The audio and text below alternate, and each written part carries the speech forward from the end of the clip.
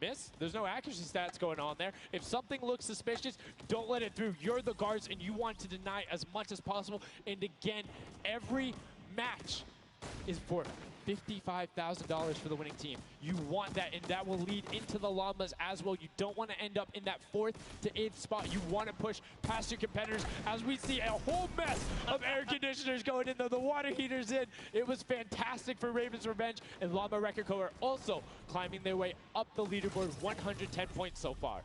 Great job for the Llama Record Company. Alex, JJ, Carnifex, Venos, and Hand of Blood. This team is doing great right here as they seemingly inch their way to the top somehow, overtaking the Cuddle crew, which, by the way, Lachlan's team has been showing up here. It's good to see them, you know, catch a little bit of domination here in this junkyard juke. Well, like we said, the creative finals is all about celebrating the different types of creative skills. There's different ways to express that. We have the world run where it's there. We saw Sky Station Showdown, which shows off building in team tactics. And right now, Prop Hunt is all about min-maxing efficiency, working together, and hitting your shots. Yeah, absolutely, because when you're in that guard tower, you don't have opportunity to miss. You let them score, they're going to break free and break away with the lead. Here's a look at Svenos here, who's that bullseye, just kind of blending right in. The archery target, there's a lot of them out there, but you need to be careful because they're slightly harder. And come on. Uh-oh. Really? He's floating up Really? there. You can see kind of like the look on his face. He's like, there's no way this works. And one other thing to talk about is orientation of your prop. So you notice he actually swapped his camera and pointed in the other direction. Oh. Unfortunately, was clipping into the trash bag there. But if you're running forward, your prop faces backwards. So you need to run and then turn, settle yourself. That's the best way. Or you orient yourself around the stuff that's near you. Because if you're facing in a totally random direction, that'll earn a bullet in most circumstances. I love how aggressive they were at the final moments. The clock was You gotta go. Yeah, the clock was ticking. They're like, you know what, we gotta get in here. But that was round 3 of 4 for this first game right here. And, you know, it's kind of going either which way. So if you've already had your shot at the guard tower, you're safe. You're good. You can keep getting points. But if this is your last opportunity, if you're in a guard tower, that's all the points you got. That's it. They have to hold strong. So this is where it really comes into mind who is running, who is in the tower, and what does the scoreboard look like. So right now we can see right away Llama Record Co. is up there, and I believe it's with, I didn't see who that other team was. When we pan back over, we'll call that out. But Llama Record Co. is in first right now, and I think Cuddle Crew is with them as well. So it's typical that the top 2 would be up there, and it is. The top 2 teams are in the guard tower. So right now, everyone needs to unseat them. Otherwise, they will take this first match of set 2. I'll be honest with you, it's a pretty big lead. That's a substantial lead. Whoever is left in the game, the Sunshine Soldiers, Funky Fighters, Chicken Champions, you got to bring these big items through and do it successfully with the limited time left in this round right here, because if not, it's going to be hard to catch up to that 150. We're starting to see a little bit more consistency right there. And look at Svenos just shooting. He's just shooting everything. He's not worried in terms of going through there. Does hit one elim, fires the shots off going through, trying to look at just anything that he thinks doesn't look normal. Anything that maybe not have been there before. It's like one of my favorite things, watching him just shoot the boxes like, what's that? Was that there? Was that there? Was that there? Was that there? He's just taking his shots. That's exactly what you got to do here if you want to hold this lead here. And that's why they're dominating. You can see the no hesitation really coming out of them, and that's why they have the lead right now. And it's great. It's great that they're hitting his shots. It's great that Svenos is holding it down. But the Funky Fighters, we talked about it, eyes on them, already up to 120. One more 10-point prop will put them past. And unfortunately for Ninja there, does get hit on the springboard, but gets in anyway, so just a little bit of time loss. A great shot from Lachlan. My lord, I barely even saw that. Ford Turtle from Australia hit a springboard, and Lachlan shut that down. His fellow Australian brother right there. Very nicely done. You don't want to hit those springboards, man. And now you can see 125 from the Funky Fighters. They're doing everything they can to overtake. They want this match victory. They want to keep the momentum rolling. But the Cuddle Group is doing a great job of picking up targets and running their timeout, getting some both right as they get out of spawn and before they're about to score, which the waste of time is even that much more efficient, but unfortunately not finding anything there. Yeah, Lachlan is really not timing his kind of rotations and reloads properly. Notice he's not also utilizing the shooting through the curtain factor there. He's kind of holding himself back. That's why you saw him with a couple Elings right there. But you got to put that pressure down, lock down these lanes so that they don't just get like free rotations through, right? And again, we talked about it a little bit. I'm very surprised nobody is just consistently running 2-point props. You can get them in close to every run if you pick the right path and you take the covered angles. It's very difficult to stop them, particularly with the smaller hitbox. But so far, we've only seen 2 scored. Yeah, and I like that. Cuddle Crew right there, 130 points. This is their time. Cuddle Crew still doing really good defense right here. Oh no, but you know, Cass's curse. I feel so bad. Chicken Champion comes up out of nowhere, takes that one right away. Able to get him there, and now the Funky Fighters 5 points out. Anything going in will be enough, and the time ticks over. They didn't get it in there. Oh, did they get it in there? They might have got the 5-point right at the end, but no, wasn't enough. Llama Record Co. on the defense says lock it up. We good, brilliantly done from them, and that's what I'm talking about. When you're sitting there on defense, you know exactly how long you need to keep them out, exactly what you need to do in order to take the victory, and no surprise there, the guys who are all about that apocalypse game mode during the creative trials, able to take home the very first match ever on Junkyard Juke. That was well played, valiant effort for everyone that participated in that run right there, and it was a close one. 150 points to the contender having 145. Just 1 point, one small radiator. And this is what I'm talking about, where if you had one person who is running just 2-point props there and got their successful runs at the end, they would have it. That's 3 successful runs. That takes about a minute, and you could have collected it. So go ahead. Nobody opted to do it. Maybe some of these guys need a little help here. Let's redo this. What would you suggest here, Sundown? I don't want to say suggest, but I had an opportunity to play a decent amount of it. I'm a big fan of kind of adjusting based off of the scoreline. So if you're seeing you're able to consistently keep running 2-point props, get the guaranteed points. If somebody's playing really good defense and you're not getting 10-point props in, you need to pivot away from that strategy, because getting any points at all is better than none, and particularly if you waste a run on a dumpster where the entire time you're going and then you're stopping, and then you're going and then you're stopping. Eventually, even if you get all the way to the end, sometimes it's not enough, right? And then you've wasted that 35, 45 seconds, 3 rotations to get just there, whereas you could have grabbed the burger, grabbed the bucket, and ran the entire time, weaved around, trying to like catch a good area, as we saw with the statue, able to hide around a corner. So would love to see in the next match a little bit more, I don't want to say like determination going into it, but be a little bit more deliberate. That's right, but let's go on and hear from some of the deliberate actions over with Zeke, down with our winners. What's up, guys? I'm hanging out with the Llama Record Company. They took away the prop hunt, 5-point lead. You guys locked it up at the very end. Hand of blood, I'm going to start with you. And one person I want to call out specifically is this man right here, Svenos. Very tall, tallest man on the planet. It feels like this guy's a very good pick for your team. And I want to know why him, and then also why you picked these other 2. Yeah, I mean, I picked all those guys because this game mode is all about skill. There are no random things in it. You need good aim, you need decision making for sure. And Svenos, I mean, he's like a Spandau. He really likes Spandau. That's kind of the best city in the world. And that's why I picked him first, for example. Okay, now Svenos, I'm going to put you on blast for a second because we've known each other quite a while.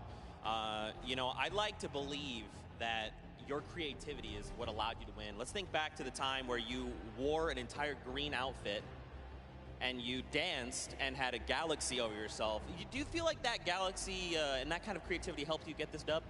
I don't know what you're talking about, mate. I think people at home that watched, you guys probably know exactly what I'm talking about. Let's go over this way now. What did you think about that game? Was it what you expected? Was it different? Did it catch off guard? Were you ready to just jump into it? It's enjoyable. Once you get the hang of it, it gets a lot easier. You just got to work out who's good at aiming, which team's on the tower, and after that, you're good. All right, final question. Do you think you have what it takes? Are you gonna? Is the Llama Record Company going to be the team? You think someone else is standing in your way, or is it all you guys? I think it's going to be all us, yes. There you go. Man, a few words, that's all they need. Gentlemen, thank you so much. Best of luck going forward. Back to you guys on the desk. Thank you so much, Zeke. Another brilliant performance there coming out of the Llama Record Company. We talked about their versatility. We talked about how quickly they pick up competitive matches. But this is what happened in the first set, right? They were there. They were confident. They're like, yeah, once you get it, it's easy. and then all the other teams immediately caught up. So it'll be very interesting to see if that same story from set 1 is what's happening in set 2. Yep, that's right. Alex up there said it best. You know, he had the confidence. He felt good in those final moments. Hey, you know, once you figure out who's aiming, maybe just avoid him. Yeah, I mean, if somebody is hitting all their shots, you need to take a different route. You can't go and continuously challenge them because, again, we talked about that. If you waste all the time to run through and the guy hits a lucky, or I don't want to say lucky blind fire, but a consistent blind fire through there, don't keep running that way. But like we said, this is the first time seeing the Junkyard Juke mode, and we talked about the prop hunt mode earlier, but you can play it live right now in-game. There's an LTN that's available only for this weekend. Let's check it out.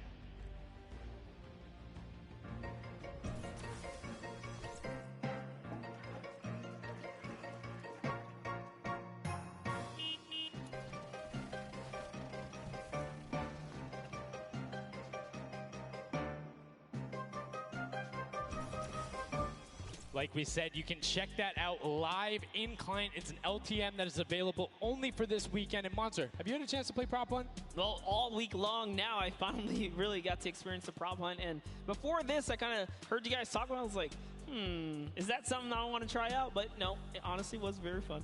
There's so many just fun moments, but the ability to then push it to a competitive level, these guys are doing great, but we're now going to get into match 2 of set 2. The second time you will have seen Junkyard Juke, and let's see who is able to push on. The match is about to start. Here we go. The creative finals at the Fortnite World Cup, set 2, match 2 of Junkyard Juke. That's right. So in the tower, we have Ninja's team, the Little, Whip, Warriors, Taco, Gaz, Taldoc. We're jumping straight into their POV. So notice Ninja firing right through those blinds. He saw something moving back there. He's trying to pinpoint. What was it? He does, of course, track him down with Sport Turtle. Ooh, just a little pixel. You know, you stand out, you're going to get popped here. He needs to make sure he's still watching his left-hand side, though, because there is a whole run on that corner right now where people would be able to come out, and now all of a sudden you see Alex JJ, Tyler, Ryan Fanta, MSYB all heading that direction. Nobody is checking that corner. He's checking it every now and then, but he's primarily aiming on the right, and right as I say that now looks back on over as the rush comes through, but MSYB and Rubius are able to get in. Brilliantly done from them, getting the first points on the board as the Funky Fighters again are able to pull out to a decent lead. What do you think? Would you rather be up in the guard tower first and kind of get that out the way? Or would you prefer to kind of jump in as a prop and get your points first?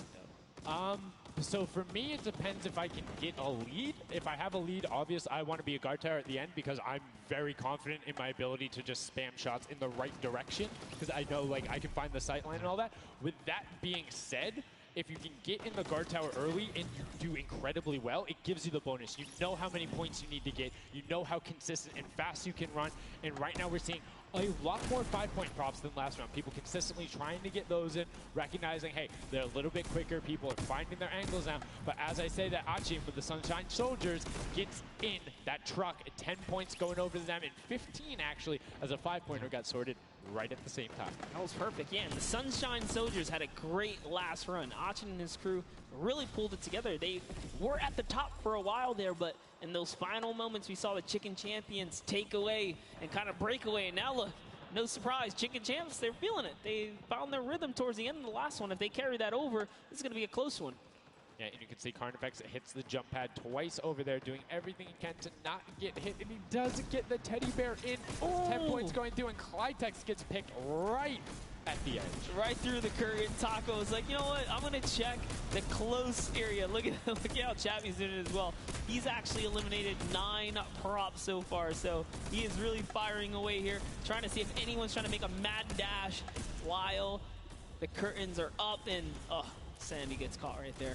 Good shot right away. 20 seconds left, so players need to start running if they're going. Good shots coming out from Trappy to get it there and get the reload off. Saw the truck over on the side, is able to pick that one up, and now is looking for the smaller props towards the side. Knew there was movement, just wants to fire it up. Only 10 seconds left. They should be able to get the defense, but there goes a bucket.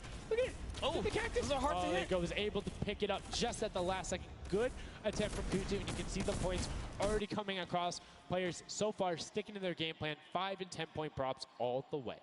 That is the way to go. Inch your way up and over to that victory there. But that was just the first round of 4 here. Round 2 is going to begin. What's going to happen now is, again, the guard tower is going to mix up. We're going to see new players in the guard tower, and then the other players that were previously in the guard tower back on the prop hunt floor.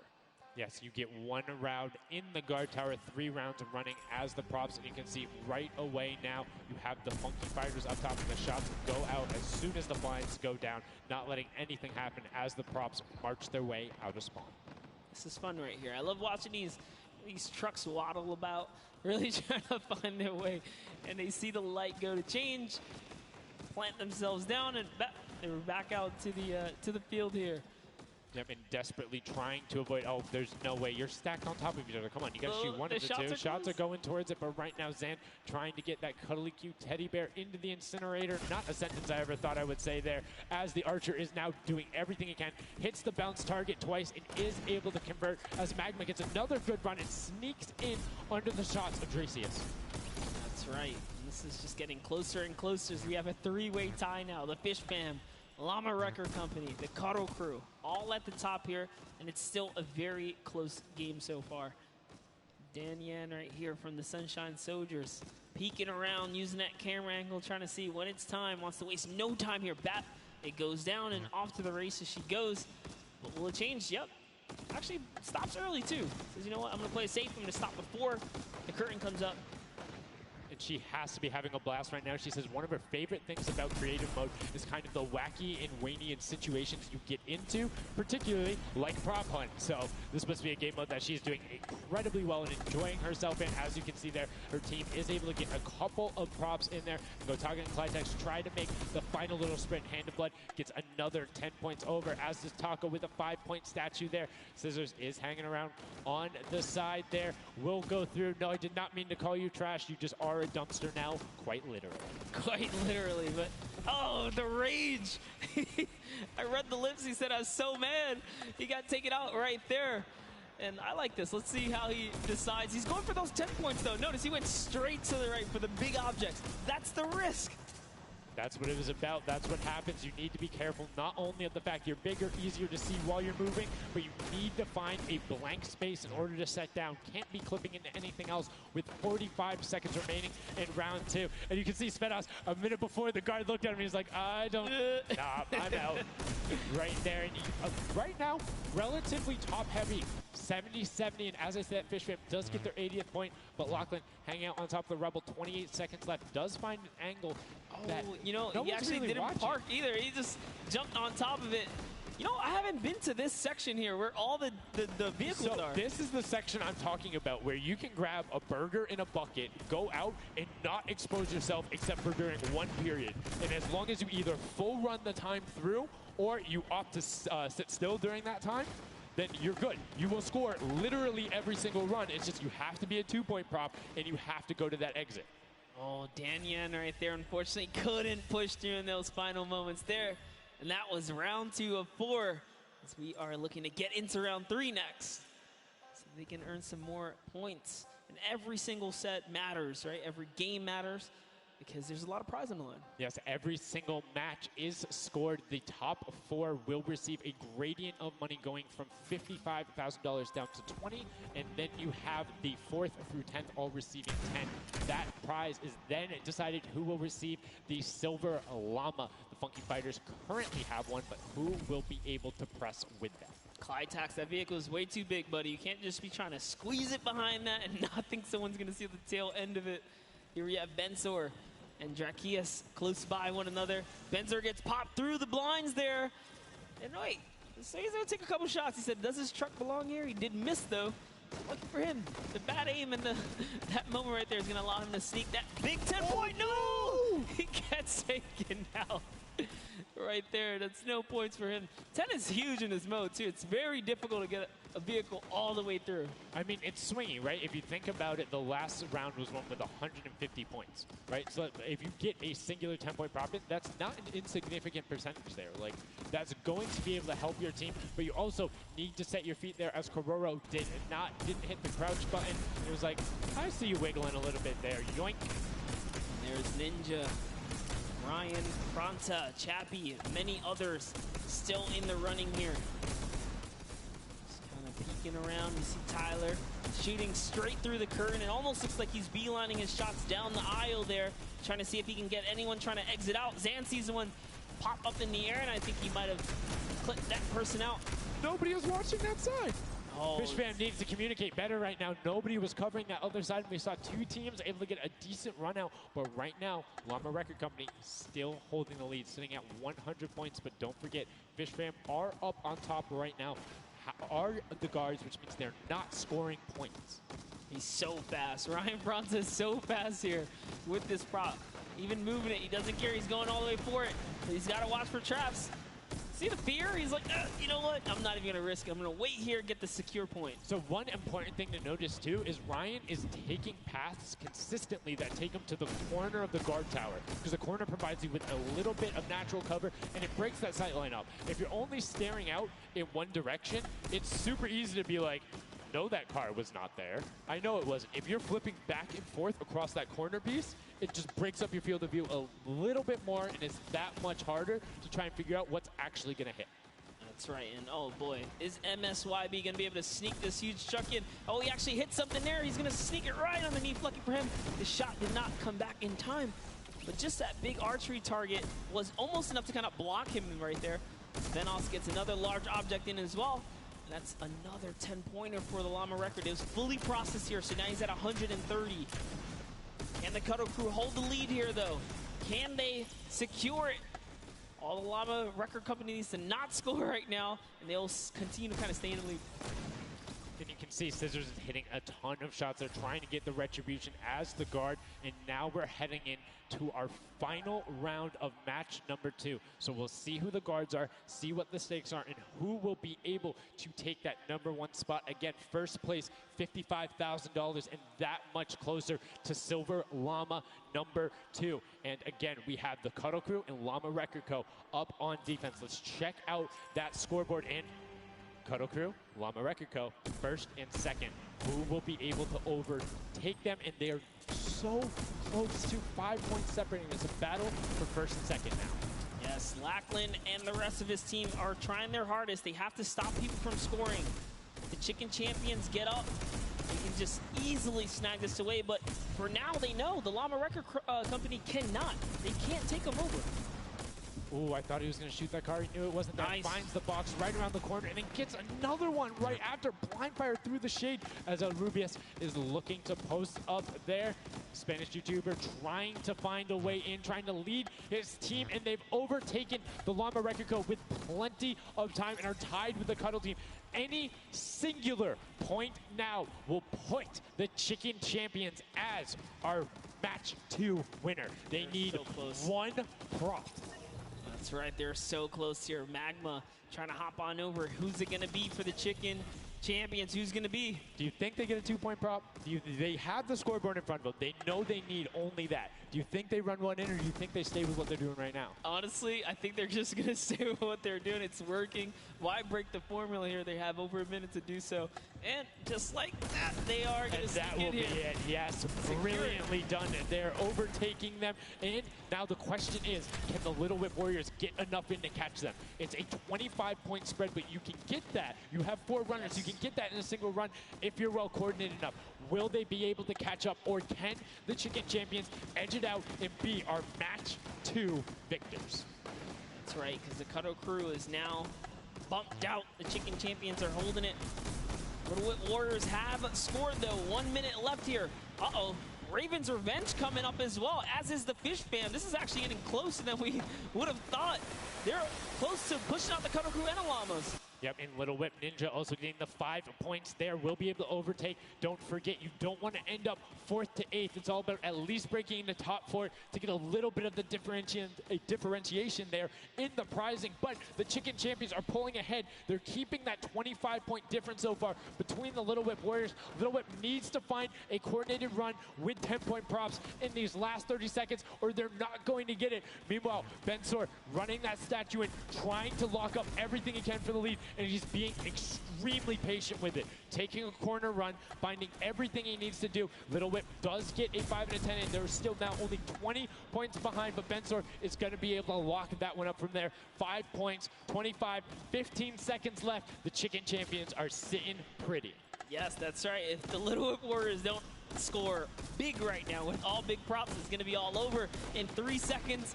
And it's not going to be enough here because the Chicken Champions, they actually pushed the lead even further. Did you see what happened at the last second? They did score. No. Raven's Revenge grabbed the 2-point prop, hard ran all the way through, got it in, right? And then that pushed him from 4th into 3rd. When we talk about every little interaction mattering, that was it. But the Chicken Champions, one might be able to say that was excellent. They were able to tend to defend that title for the match 2 victory and putting them in a good spot to contend for the set 2 Llama.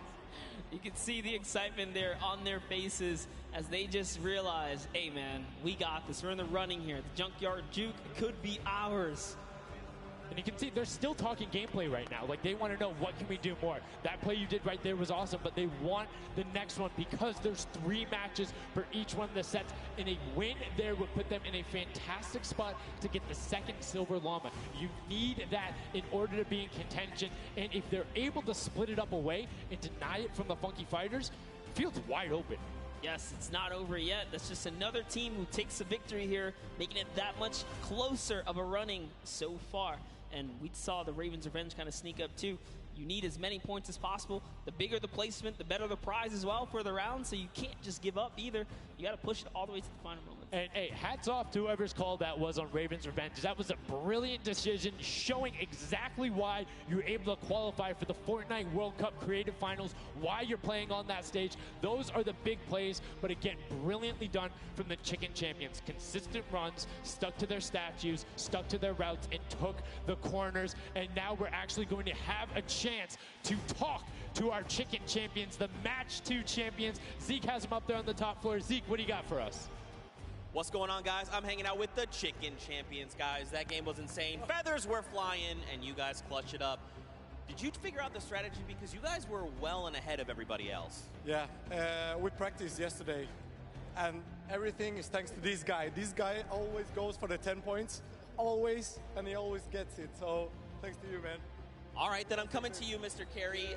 What was the strategy? How did you get the 10 points in there? Was it the same every time? Did you switch things up? Yeah, go for the 10 points each time and do the same strategy, and it seems to work. So in this intense game of red light, green light, were you like stopping early, or were you just like going as far as you could go and then waiting for someone to spot you and stopping, or what was your plan? I'm taking it very patiently. Yeah. All right, now over to you guys. What do you guys think of this game mode? Has it been everything you thought it's been? Yeah, it's great. We had a game plan. We definitely did what we came to do, and that's what we expected. So. Very well executed. You did not lay an egg. All right, final question for you. I want to give you the chance to tell the world, you know, all the fans something. What do you want to tell them? Thanks for the support from Spain, for the other world, and my team is it's good in this mode, and will we win the next match? There you go. The excitement is real. Gentlemen, congratulations. Best of luck going forward. We're sending it back your way. Brilliantly done there from the Chicken Champions. Thank you so much, Zeke. They're excited to be there. They stuck to the gameplay. And shout out to Bensor. The one thing he was looking forward to on this trip, he wanted to play in front of a big crowd. He got that moment, running through, securing that for the Chicken Champions. And immediate El Rubius turned to him and was like, it's all him, man. He put the team on his back or put the team in his dumpster. I don't know, that normally that wouldn't be a good thing, but in this circumstance, hey, it worked out for him. Yeah, another prop to Kyoto as well. The only, or one of 2 controller players here, you know, in the creative finals, so very nice of him to kind of represent for those guys as well. And again, just showing that hey, he's got the moves out there. He had the moves, was able to find the right angles, and now we've seen some developments from match 1 to match 2. Yep. What was the big thing that stuck out from you that was different? And that last one, honestly, finally seeing someone pick up those 2-point props, right? Using those are points right there. But with that, we'll jump over to Bala. We'll take a fun look at some of the things that developed in our last few moments. Thank you so much, guys. Yes, the Junkyard Juke is developing nicely. Everybody's starting to figure out what all the different tools and props they have available to them. So with that, we're going to hop into some of the tips and tricks that I've seen from the Junkyard Juke so far. We can roll the clip right now as all these players. The first thing I want to point out is there are these springboards.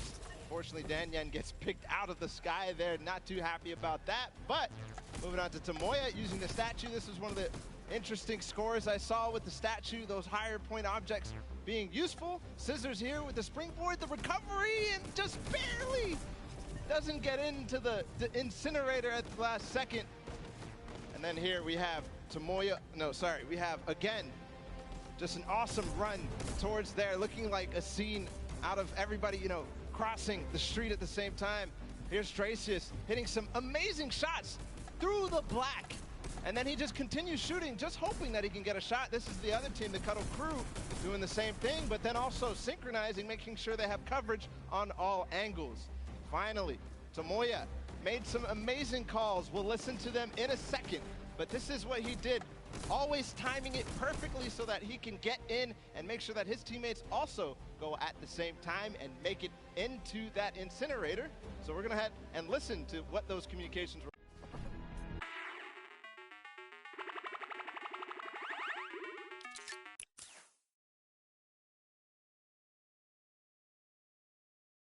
One, two, 3, 4, 5. Stop.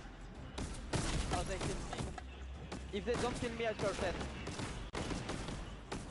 Don't 1, 2, 3, Okay, I got 5, I got 5. I got 10. No! He killed me. Oh. We are strong team. Yeah. I scored 0 in the second round, that's the problem. I scored 0 in the first one, so like, we are all close points. There you go, the Funky Fighters. You know they won the first Silver Llama. We're gonna see if they can win the next one. We've got one more match here on Junkyard Juke to go, and we'll see who will come out on top with the Silver Llama from this. Guys, back to you. Thank you so much, Bala, for that great breakdown. Listening in the comms, that's one thing I hadn't considered. I always just kind of like, yeah, it's going to come up now. But these guys all on comms talking, have one guy counted out. That guy's just like a metronome. Make sure he has it on the dot every single time. Brilliantly done from them. But will they be able to take back that top spot? We've seen them do it. If they can grab that Silver Llama, they'll be in such a good spot. But right now, they aren't seeing the same success they saw before. Yeah, you want to get the Silver Llama, but to get there, you got to make a new strategy. I think that right there, there was a lot of information in that bit right there. You kind of noticed the team synergy, and he said something very important in his interview there. Talked about being patient. You really have to be patient. You can't let the frustration get to you. You saw Scissors very expressive on the cam. Just, it's hard to get the pointer, and that's what I talked about before this whole thing started. I said, trust me, this is a lot harder than you guys think. You might just, you know, oh yeah, I'll turn it to something and run it through. Nah, man, you're gonna get shut down. But I mean, it's just like, if you think about it, it's the mental aspect that really comes with it. If you're able to frustrate somebody else, then they're that much more off their game. And these guys are all great at that, coming through from some of the Death Run qualifiers. It makes it that much harder. But thank you guys so much for joining us here. And again, don't forget, there is a fantastic, awesome event-specific merch starting here right now, today on the 26th. You can also get it on retailrow.com. Make sure you celebrate the event. Remember it, grab some from your friends, your brothers, your family, people who couldn't be here, and celebrate the first ever Fortnite World Cup. Yeah, you saw some of your favorite pros and competitors here rocking that new swag. Definitely loving it. All types of collaborations going on here. I love it when Fortnite releases new gear, you know? This kind of allows me to always spice it up.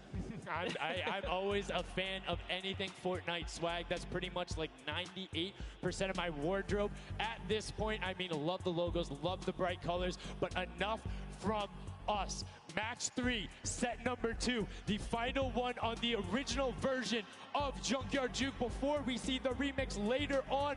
Are you guys ready? That's right. And let's begin. The first round is underway. Match number 3, set number 2. Who will be able to incinerate the props the most? Who will push out to the lead? And can anybody upset the Funky Fighters who took that first llama? You need to make sure they don't get this one here. And basically, everyone's first place. Yep, and you can see there, Taldeck did land a shot straight through the curtain. Very nicely done. Another kind of lane, right? You want to look at your lane, see which lane is available to you that's easy to maneuver the objects you want to bring through.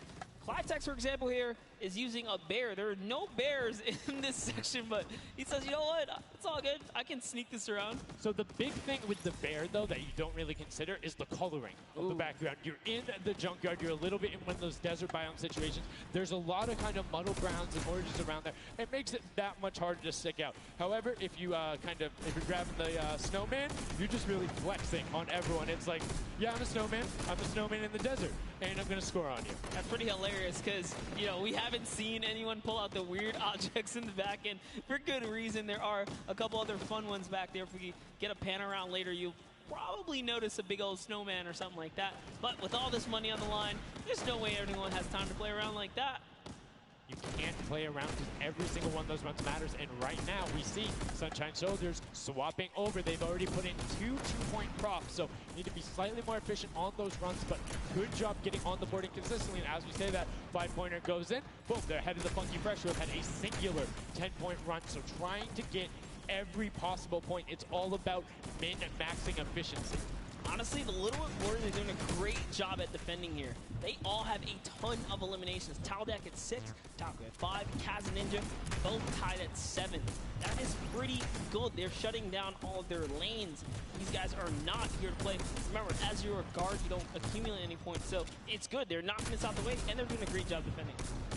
Keeping them out, making sure you find the right lane angles, and then also sometimes just putting shots out in the right spot. You just need to be able to consistently deny as much as possible. And Taldog, that was sick!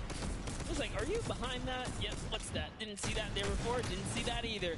Taldog doing a good job so far, spotting things through the curtain. Let's see if he can find another here with a random shot. Oh, something landed. That's why you don't want to hit those spring traps there.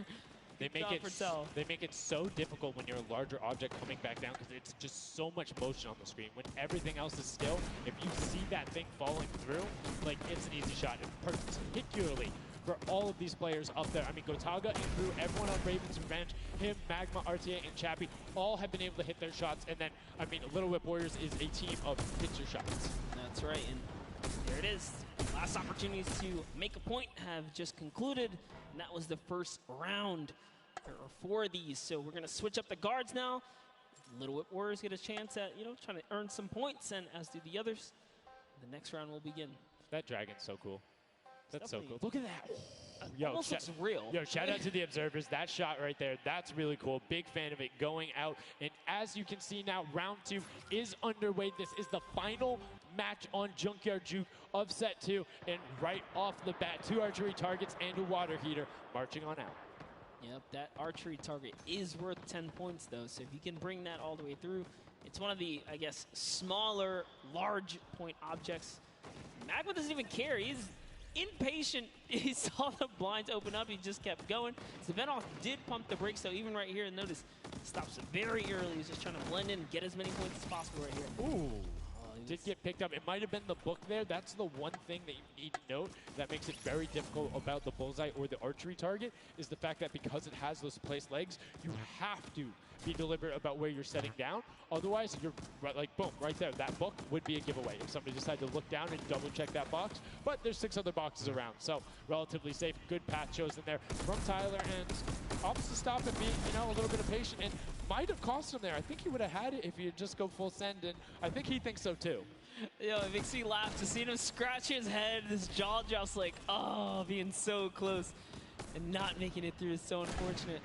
Taldeck is going to find a little bit of success there as the Suezo, and you saw Alex JJ for a bit is very close to scoring as well. Here's Zan from the Fish Fam representing, hugging really close to that cactus. So long as he's not pushing through it, yeah, he is going to be able to sneak on out. He kind of hiccups there. He's going to go all the way. He doesn't care if the curtain comes down. He sneaks right underneath Tamoya and his team up top.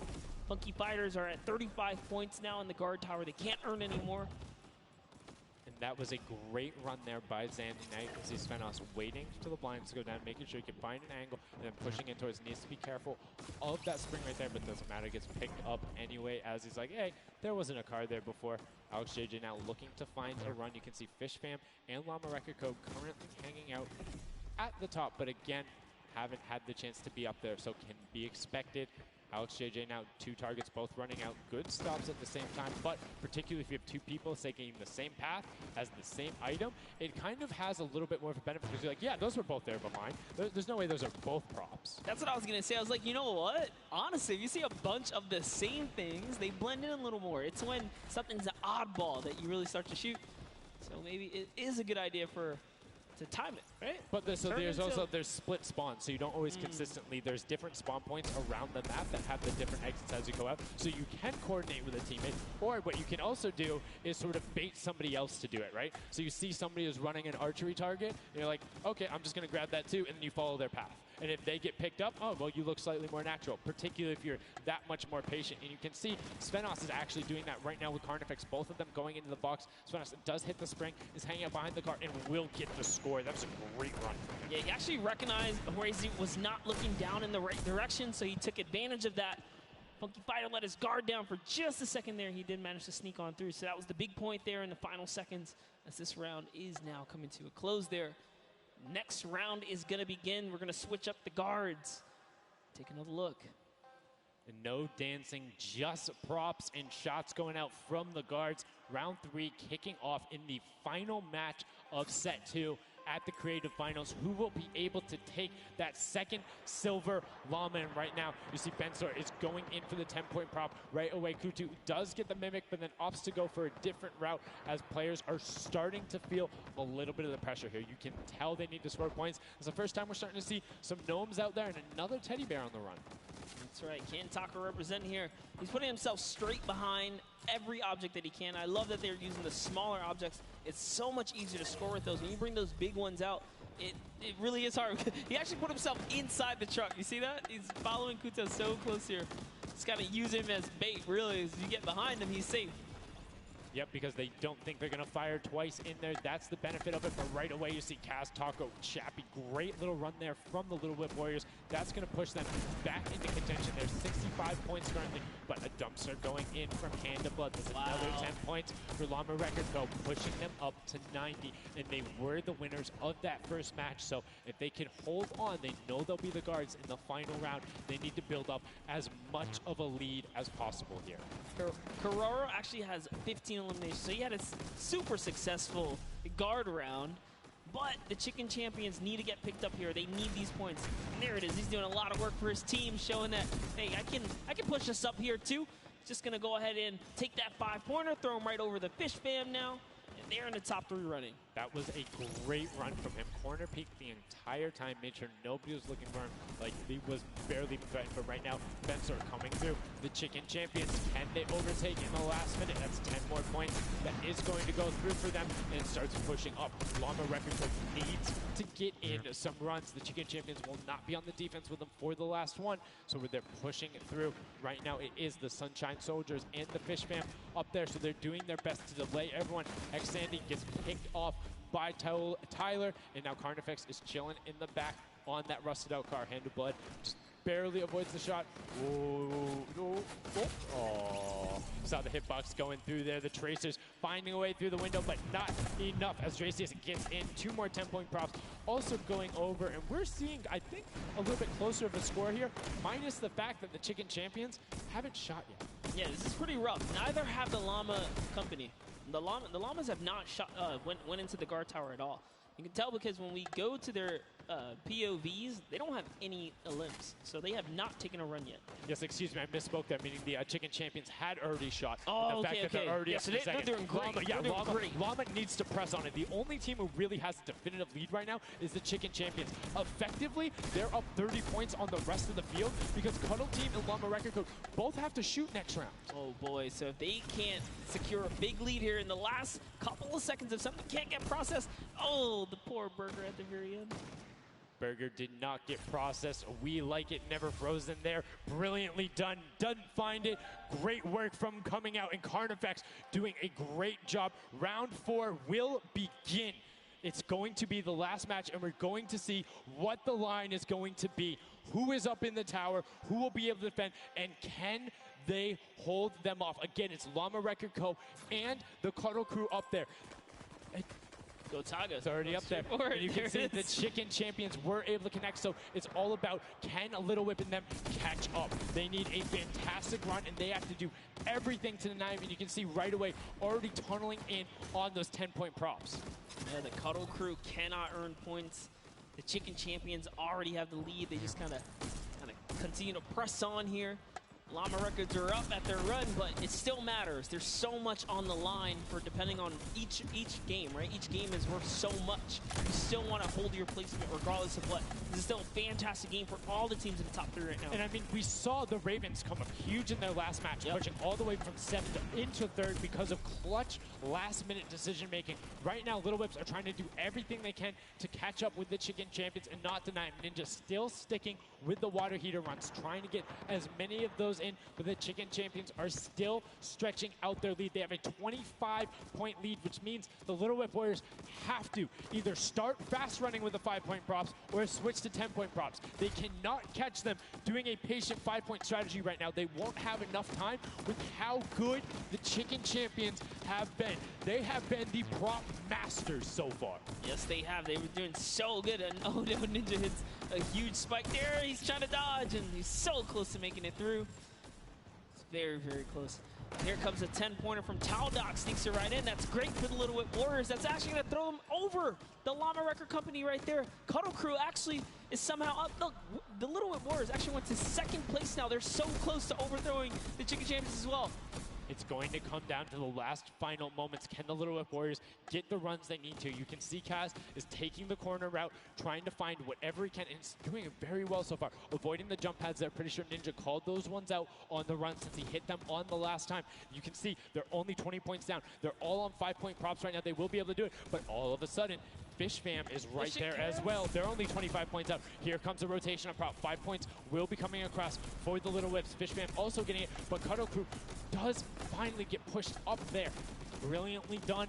15 points now separates them, but Ryan gets one in for the Tender Defenders, pushing it back up to 25 with only 30 seconds remaining. Rubius knows if he can get this water heater in, if he can be safe. Oh, apologies, hidden so well. He was the statue going on there. And as you can see, hits the jump pad, stays on the corner, will get it in. That's going to push them 30 points clear.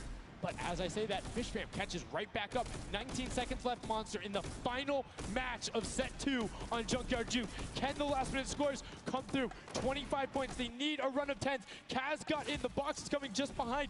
Fish Fam gets picked up. The Chicken Champions have done enough to round out the final match.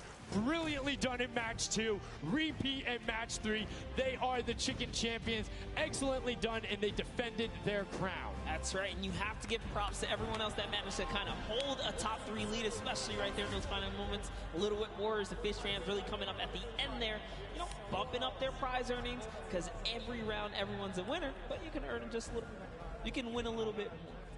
Yeah, it was just brilliantly done there. And these are actually the creators who helped with this. Brilliantly done from them. Some fantastic gentlemen. Thank you guys all so much for your help in making this mode come to life. Some fine gentlemen up there, the creative builders, were at that game jam out there, spent hours and hours, and it really blows my mind to see what they're able to do in this creative mode. Because, like, I'll go in, I'll play some stuff, yeah, I think I'm pretty good, and they're like, oh yeah, after 20 minutes I have this full game mode, here's how the scoring works, here's the barriers. So I'm like, and that's the magic of creative, right? These unlimited possibilities, really, when it comes down to coming up with these game modes. We've seen tons of fun ones, obviously developed not only for, you know, the creative kind of fun side of the community, but the comp side as well, right? There's plenty of great game modes out there. Yeah, shout out to all the guys out there playing Storm Wars. We know you guys enjoy it, but that was a fantastic way to close out set number 2. And a brilliant, honestly, I enjoyed Junkyard Juke. It was fun to see kind of the definitive playstyles come out. Patience ended up being key, but players started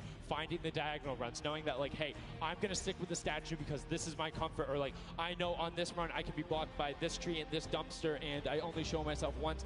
But again, brilliant from the Fish Fam and Little Whip Warriors to push up and pass those guys in the last moments, pushing them into the top 4 and earning just a little bit more of that prize money. That's right, because they want it all here at the Fortnite Creative Finals, and it's going down. So, you know, you love to see it. We've seen a series of you know, I guess different people succeeding, right? And all of these, the chicken champions really kind of came out.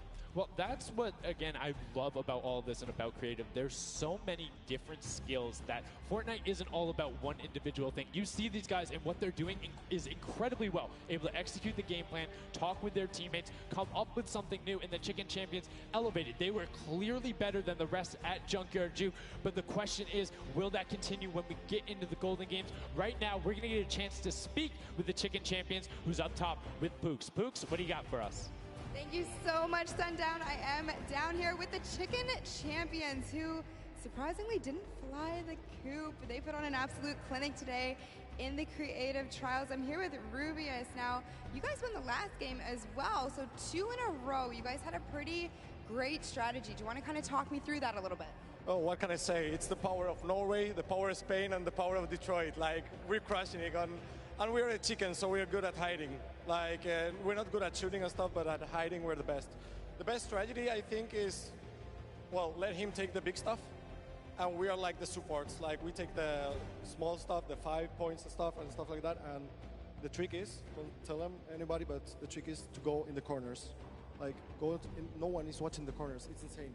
So no one is watching the corners. I hope all of your competitors did not hear you just say that. Now, he said that you were in charge of taking the big items. Does that put a little bit more pressure on you? No, it's good. It works good, so. So you guys have a ton of confidence now. You have won 2 games in a row. I'm so excited to see how you all perform in the rest of the day. Going into these next games, do you have anything you're going to change, or are you going to keep things the same?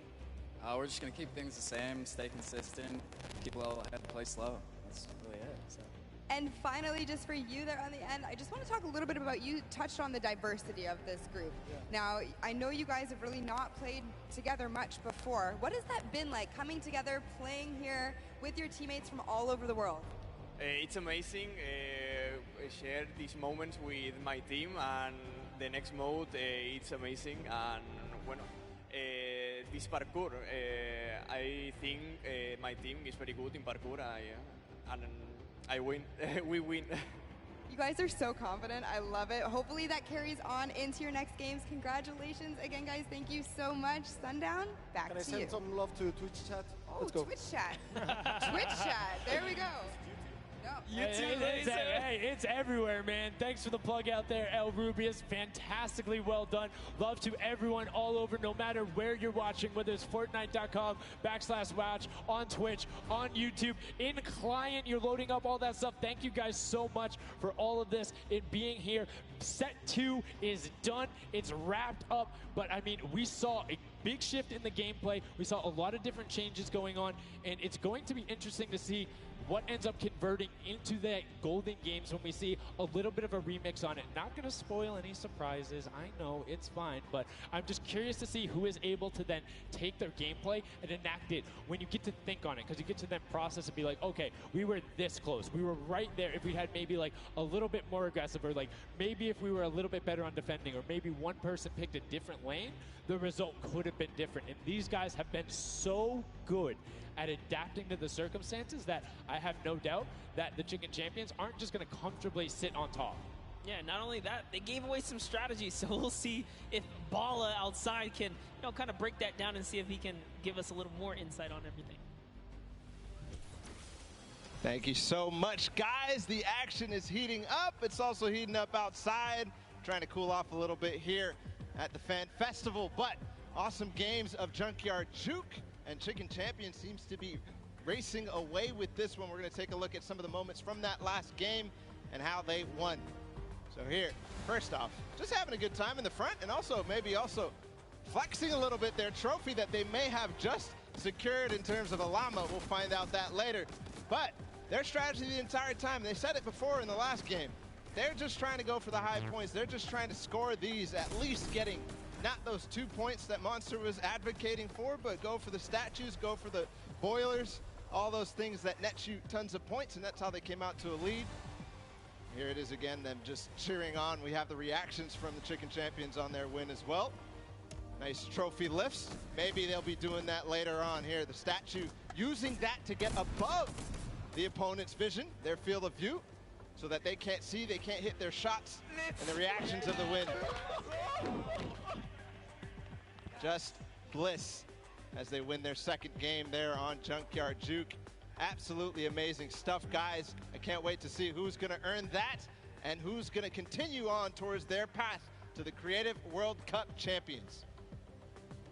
Thank you so much, Bala, for that in-depth analysis. Now, I know you guys want to see the standings. We want to see them as well. Unfortunately, there was a slight little hiccup. We want to make sure everything is right because this is a huge moment for all of these guys up on that stage. So while we sort that out, we're going to go to a quick break. And when we come back, we will have the standings after set 2 and then move into set 3, which is the world premiere, never before seen world run. So if you need to go do anything, go do it now. Take your bio breaks, take care of everything you need, and then we will be right back.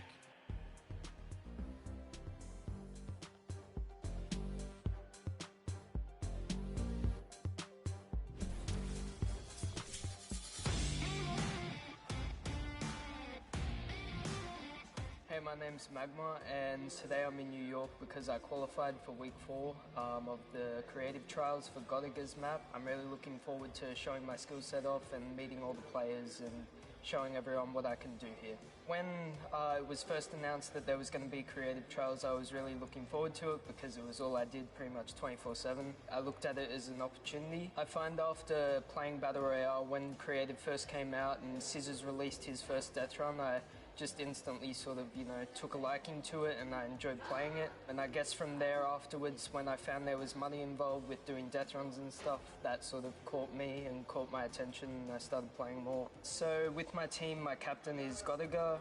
He's a French content creator and my teammates are Chaps and Ardia. I think we can do really well at the Creative World Cup. I think our team has a good combination of the death run skills, but also the shooting and building and the good chemistry we have in the team. I think it can really make our team do well. I'm Magma and my team, Raven's Revenge, is going to do really good in the World Cup and we're going to smash the rest of the competition because we have the Battle Royale skills, building, death run, we have it all.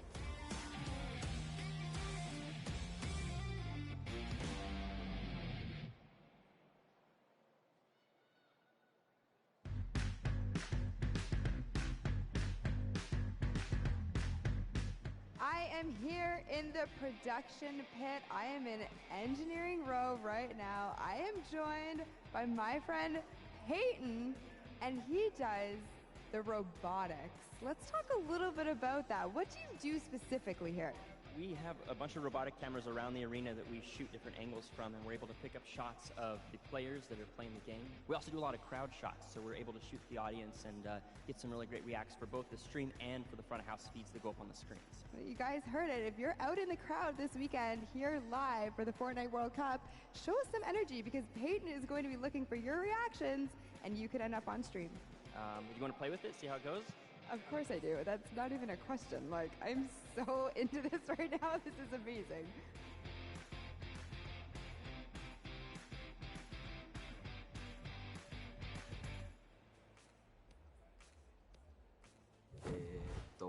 I'm Scarlett. I've come from Japan. I'm happy and excited to be playing with so many players that I've seen on the internet. My favorite place to drop is Fatal Fields. If I win the Fortnite World Cup, first I want to buy a house, and then I'm going to eat a lot of food.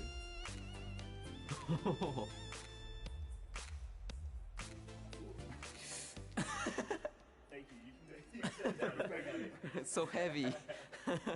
World Cup Ponsen. I'm definitely going to win the Fortnite World Cup, so keep cheering for me.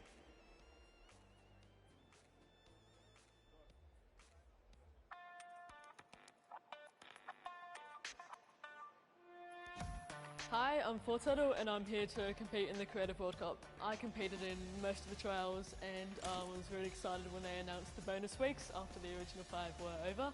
And I competed in the Jaded 100 level map and I had to speedrun 100 levels as quickly as I could. I really enjoyed all the different styles of maps and death runs that there are, and I really enjoy speedrunning them and trying to get as good as time as I can. The moment I found out that I qualified, it was just insane and I wasn't sure if I was going to before that, and it was just crazy that I am here. Fortnite and the Sunshine Soldiers are going to win because we have 2 captains, so we're twice as good. What is going on? We're getting some good practice here for the Fortnite World Cup Creative Finals happening very, very soon. A lot of first thoughts, first looks at the Sky Station Showdown, which is an incredible map. It was a great map. I mean, it mixes a huge new element into the game. You know, you got to protect the person with a sword, capture the objective, but my team, great teamwork, and, you know, we kind of pulled through at the end there. It was awesome. 1,000%. You know, so being able to kind of get your hands on the map, you know, before, obviously, the big moment. Practicing, it's nice. It's huge. It's huge. And so, like you said a second ago, this is a brand new way of viewing Fortnite and playing Fortnite, which is incredible. Exactly. It's super exciting to see what people come up with, and then also turning it into a competitive aspect and put it in the game and make this tournament, so. It's amazing. So any general kind of thoughts, concerns maybe about strategy? I don't know. You know, I think we won, so we know the strategy. All right, listen, this is practice still. We've got the big moment coming up very soon, but do you want to shout out your team real quick? Yeah, no, we've got some speedrunners in our midst, actually. We've got Tyler, we've got Zand, and Suzu. They are all speedrunners of death runs. And as you know, later in the Creative Cup, there's going to be a death run involved level, so we're going to take that one home, too. Inspired by the creative man, Scissors himself has made many a streamer, many a content creator very angry with a death run, myself included. Great job with the practice round. We'll see you very soon. I'm excited. Love it. Thank you. Ladies and gentlemen, welcome back to the Fortnite World Cup Finals. We are here in day number 1 where the creative finals are going down. The stadium is jam-packed with fans from around the world who have traveled here not only to watch us crown World Cup Creative Finals champions, but also solo and duo champions as well. I'm Zeke, this guy right here is Bala, and we're getting ready to hop back into all of the action. Now, I think, you know, we've seen a little bit of the first 2 game modes. You know, we got to see a little bit of the Sky Station Showdown. We got to see a little bit of that Junkyard Juke, but there's actually something that Sundown teased, and that is the World Run. Yep. The World Run coming up next. It is an awesome, you know, it's something that I think a lot of these players are used to. Yeah. And I think they'll be very, very comfortable here. We'll have to see whether the challenge of the obstacle course will be, you know, anything that these guys can balk at, or if they're going to be able to just cruise through it. We'll see. It's going to be fun, though. Well, it's going to be really interesting, right? A lot of these players are very familiar with death runs, and it's very, like, mechanical, right? Yep. If you know how to execute, you can get through these obstacles, but you have to kind of get your eyes on them first, figure out how they work, and then make it through. So I think it's going to be very interesting, very fun for everyone here, and all the players as well. I'm hoping to see someone make it to the end. I don't know that anyone will, though. We'll see. 30 coins, and from what we've seen in practice between us and other people, it's very difficult, so we'll see. We'll hop into the overview and stuff like that later, but just to give like some examples of the things that there are, there's, you know, the trap, trying to trigger them, making sure you move. Impulse grenades are in play in this. There's some lava, all sorts of treacherous things you have to get across in this world run. A lot of Neo jumps as well. And again, massive shout out to the 17 content creators that helped put these maps together. Mad props to you. You know, their hard work is being shown here on the stage. And these guys are at home, here, of course, playing it as well. In case, you know, you guys forgot, I'm Zeke. This guy right here is Bala. We're getting ready to jump into these next few matches. We'll get you guys up to speed with all the format and all those things. You kind of tease it, but we'll get there in just a moment. And very quickly, the Chicken Champions were actually the winners for set number 2, Junkyard Juke. Let's take a look at them right now. They were overall victorious of that last set, and there you go. The Tender Defender is there in person to congratulate them, Bala. Rubius and his team, they worked hard for it, and they are the victors. Yeah, and warming up for the next run, but they know now they earned the Silver Llama for that set, so it's 1-1. Woo! Chicken Champions are earning their Silver Llama right now. They're surprised because they were getting ready, but here it is. Rubius is like, wait, do I actually get that? Is that actually mine? Yes, it is. Yes, it is. So, you know, they are the current set winners. They have a Silver Llama for themselves. So that's now 2 different teams that have a Silver Llama. with only a few set matches left to go. I believe, you know, if the Chicken Champions can secure themselves a second Llama, that would be huge for them and their team, but we'll have to see how things go for them.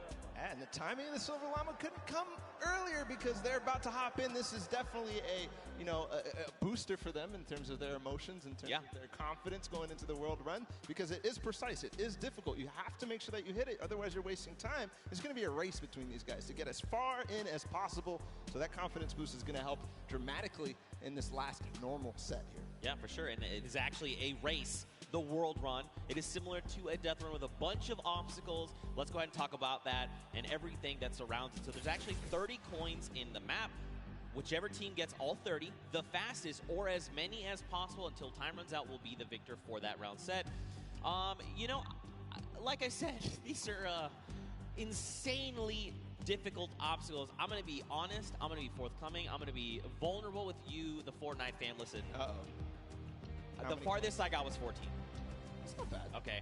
It's actually really difficult, and I'm by no means a death runner. By no means. Are the best of the best. These guys are going to fly. In terms of death runner, in terms of this map specifically, it's going to be absolutely awesome. We're going to go ahead and take a look at some of those obstacles right now. So go ahead.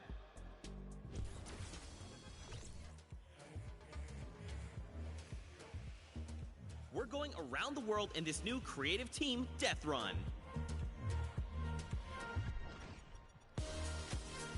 In this challenging new creative game, 8 teams of 4, led by some of your favorite content creators from around the world, will compete to collect all the coins in their lane faster than everyone else.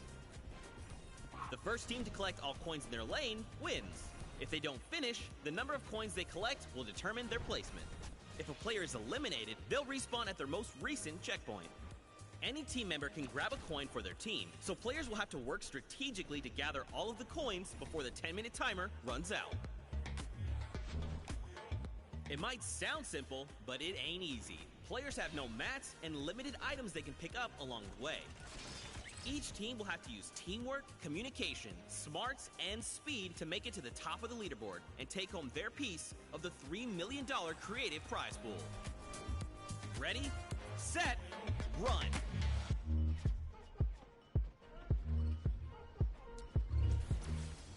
Zeke, I do not know how you just did that while you were here. That did not sound like you here at all, and I didn't see your mouth move. I'm magic. That's just how it goes. That's just how it goes. But yeah, World Run, you got a little bit of sneak peek there. We're getting ready to hop into these games right now. Speaking of which, let's just go ahead and do that. I think this is going to be very, very fun. We are getting ready. If you guys here in the stadium are ready and excited, let these teams hear it. Let's hear you right now. Man, that's so weak. No. Okay, let's pretend the first one never happened. Like I was saying, if you guys want to let these teams know how you're feeling, let them hear it. Yeah, that's what I like to see. And now the game begins. Here we go, the world premiere of the World Run. See how they do out of the gates. They are open now, and it's all up to these guys to start hitting their first jumps, and people are falling left and right. A couple of first coins are taken, and everybody seems to be off to a hot start. This is really like off to the races here. Man, Turtle and Zand are already flying through these first set of challenges. Again, you know, these are the very, very top of the best of the best of the creative world, right? They've worked all 8 qualifier weeks long. They've made it through with their team captains, and now they're here. So once they figure out these obstacles, be prepared to watch them fly through them. And the first couple are relatively simple. Here's the double doors. I think are probably the first like one that you have to kind of know or see it in advance. And then here, the impulse jump into the tire, into the castle, and 3 players have already made it all the way there. It's neck and neck between most teams right now, 10-8. Bro, I'm so mad. Do you understand? I literally had to play this to completion, all 12-minute rounds, 4 times to make it halfway, which this is the castle.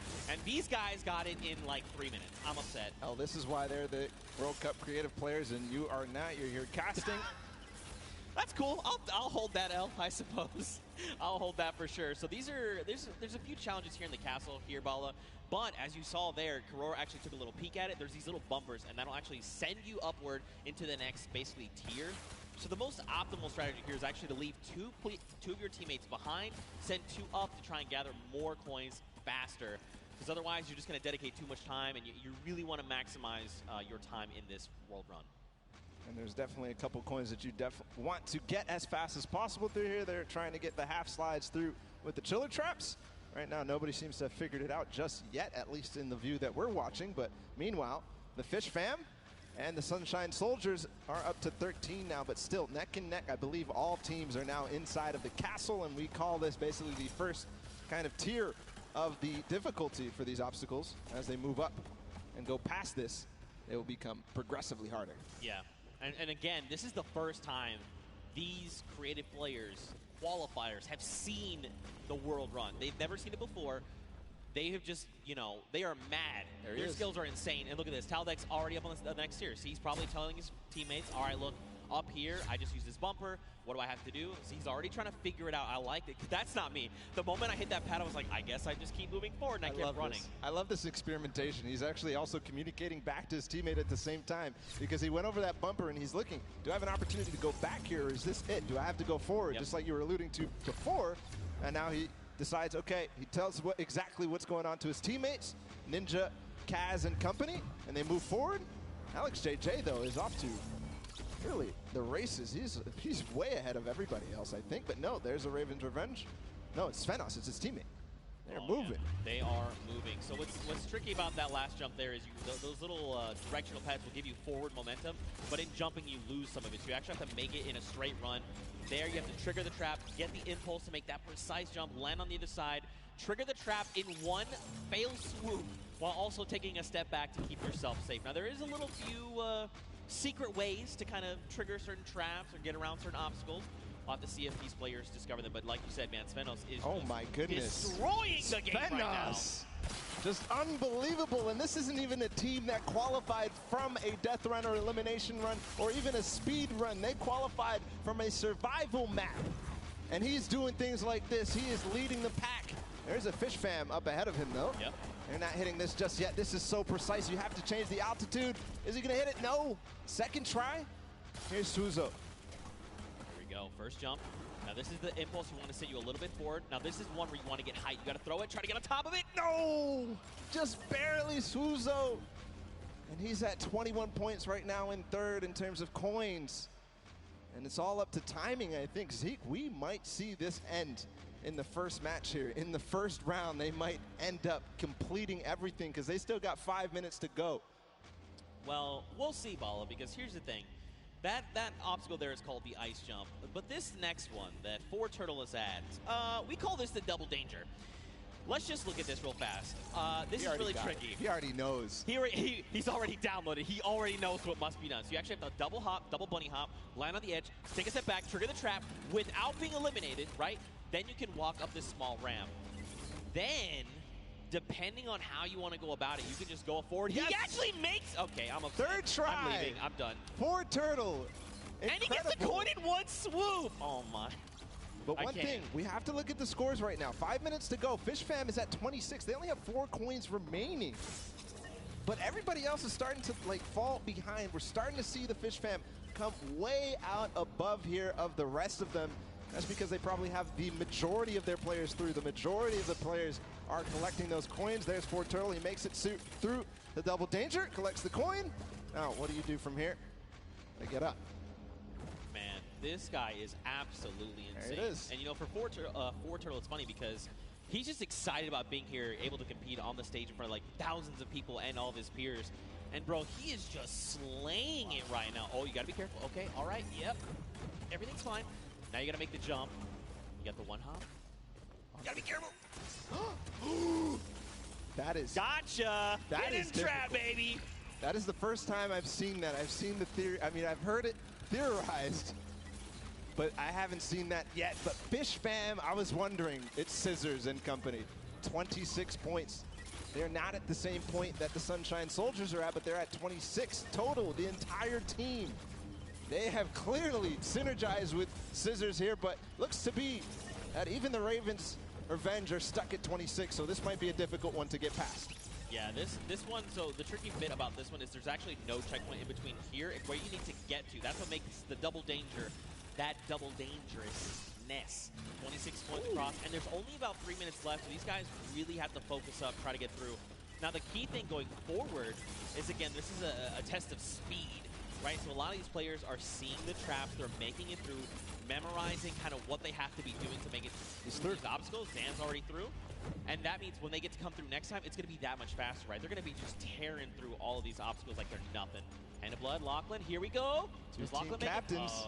Hey, this is important too because they still have coins to earn on their own. Right. They're all the way in the back. They're not earning the coins. They're not helping their team out in front, trying to figure out the obstacles. But two captains back there. Ooh. Okay. All right. Trigger the other one. Yes. All right. Land on it. Trigger that one. Dude. Is he gonna get it? Nice dodge. Whoa. This is insane right now, and there's the second player to make it through for Turtle. Into the door, no! Nope, and look, you drop back down. So that's the challenging part. We call this thread the needle, right? You have to make it in one go. This is extremely difficult, and this is where a lot of these players are going to get caught up. But Turtle is a legend. Look at how methodical he is. He's insane. Look at these the precision jumps, man. He's not going to miss this ever again because he already knows that trap, unfortunately, was timed at the wrong time for Clytax, but he's up above. Let's see what he can do here, going to try and attempt this again. Trap above.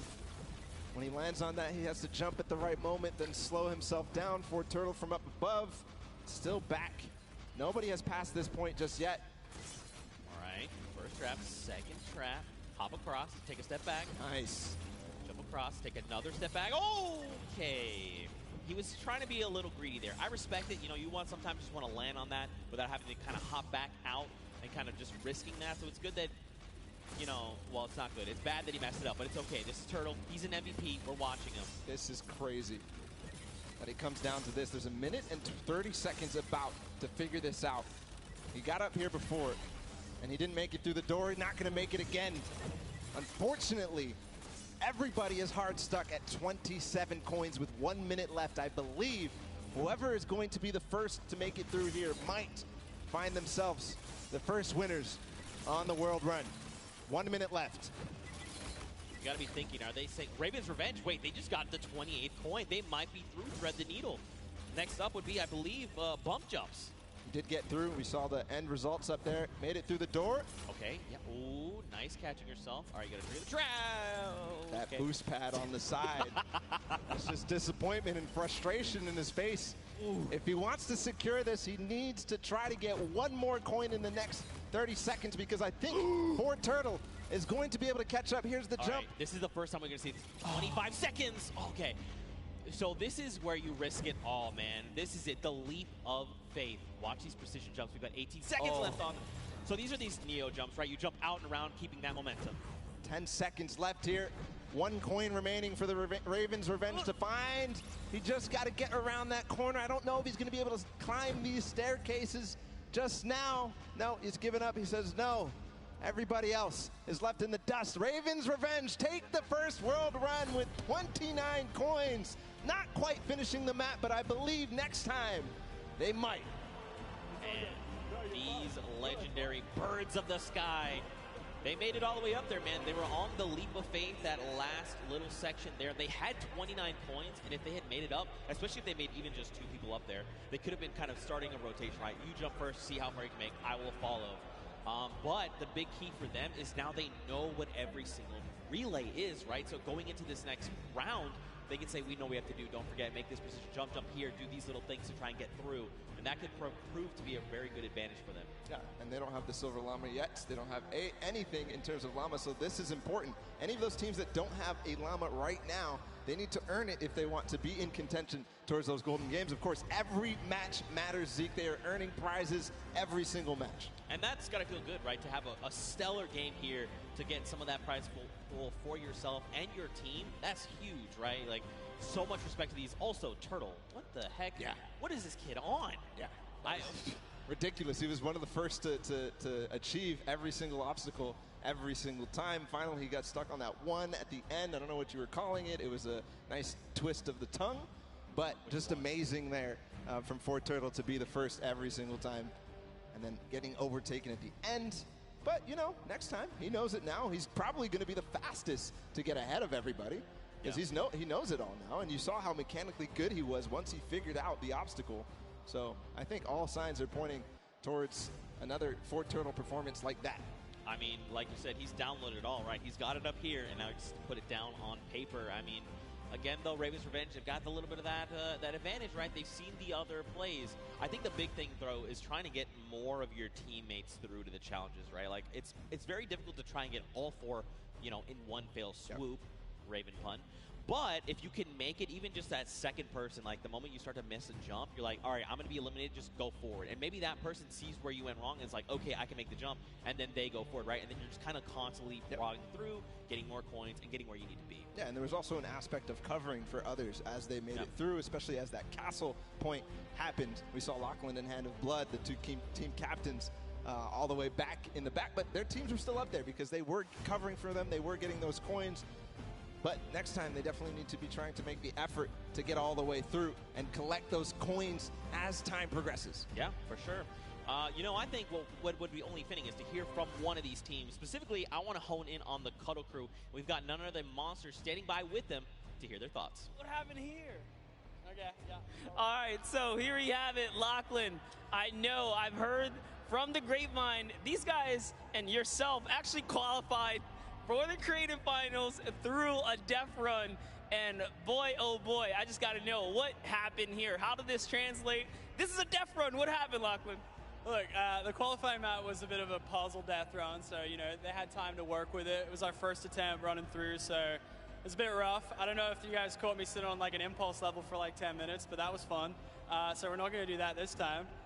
Clytak's over here. He's our designated carry, so hopefully he can carry us harder in the next round, and yeah.